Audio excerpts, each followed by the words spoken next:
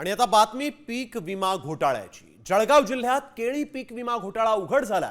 तब्बल 216 कोटींवर डल्ला मारण्याचा डाव उपग्रहाच्या मदतीने उधळवून लावण्यात आलेला आहे। पाहूयात या रिपोर्टमध्ये। शेकडो कोटींचा पीक विमा घोटाळा, उपग्रहानं केला भंडाफोड।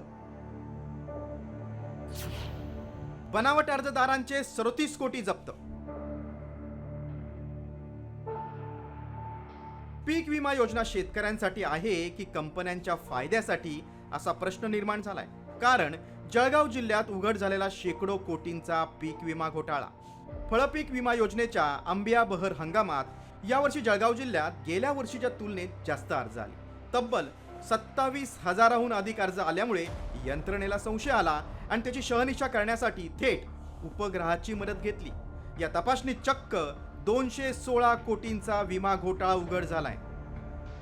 कृषी विभागाने सॅटेलाइटच्या मदतीने तपासणी सुरू केली।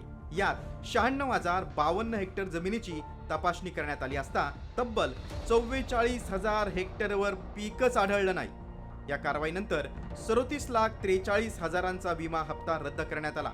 यात राज्याचे 123,53,00,000 रुपये वाचलेत। पीक विमा घोटाळा समोर आल्यानंतर जिल्हाधिकाऱ्यांनी विमा कंपनीचे प्रतिनिधी आणि संबंधित अधिकाऱ्यांची बैठक घेऊन कारवाईची दिशा निश्चित करू असं म्हटलंय। तर कृषी आयुक्तांनी असे प्रकार पुन्हा घडू नयेत यासाठी डिजिटल क्रॉप सर्वेची मदत घेणार असल्याचं स्पष्ट केलंय। आपल्या इथे ॲग्रिकल्चरल इन्शुरन्स कंपनी यांच्यामार्फत पीक विमा काढला जातो आणि त्याच्यामध्ये केळीच्या पीक विम्यामध्ये जवळपास 96,000 हेक्टरचा पीक विमा काढण्यात आला होता आणि त्यामध्ये जवळपास 1,70,000चा तो विमा असतो आणि जवळपास 57,000 रुपये त्याचं प्रीमियम भरण्यात येतं। तर अशा प्रकारचा प्राथमिक अहवाल त्यांनी सादर केलेला आहे। त्यांच्या सगळ्या ॲग्रिकल्चरल इन्शुरन्स कंपनीच्या प्रतिनिधींना आणि DSAO आणि इतर सर्व कृषी विभागाशी निगडीत अधिकाऱ्यांना मी आज बैठकीसाठी बोलवलेलं आहे आणि त्याच्यामध्ये पुढील कारवाईची दिशा ठरवण्यात येईल। त्याच्यामध्ये जे पहिले शेतकरी आहेत ज्यांनी ही क्लेम केला, कारण शेवटी तो पार्टिसिपेशन जे आहे ते त्याचं आहे, त्या पोर्टलवरती पहिलं पार्टिसिपेशन शेतकरी करतात। तर ती तपासणी आम्ही आता तातडीने सुरू करतो आहोत जळगावमध्ये आणि त्याच्यामध्ये जे जे कोण दोषी असतील त्यावर डेफिनेटली कारवाई होईल आणि ह्याच्यातनं पुढं असे प्रकार होऊ नये म्हणून डिजिटल क्रॉप सर्व्हेशी ह्याला कनेक्ट कसं करता येईल। कारण ॲग्रिस्टेकमध्ये आमच्याकडे आता डिजिटल डेटासुद्धा आहे, कोणाच्या शेतात काय पेरलं याचं लॅटिट्यूड लँगिट्यूड सहित तो डेटा आहे।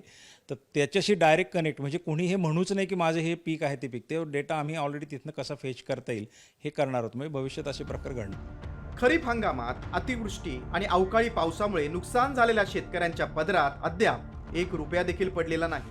कृषी मंत्र्यांचं जानेवारीपर्यंतचं मदतीचं आश्वासनही हवेतच विरलंय।